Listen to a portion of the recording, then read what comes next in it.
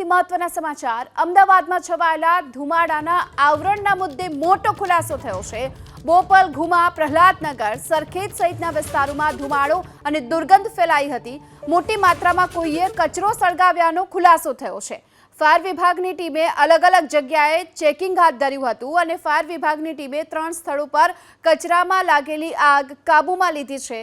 સરખેજની સાબર hotel પાસે લાગેલી આગ કાબૂમાં લેવાઈ છે। આ સાથે વાયએમસીએ ક્લબ પાછળ લાગેલી આગ પર કાબૂ મેળવી લેવાયો છે, તો સનાથલ બ્રિજ નીચે લગાવાયેલી આગને કાબૂમાં લઈ લેવાઈ છે।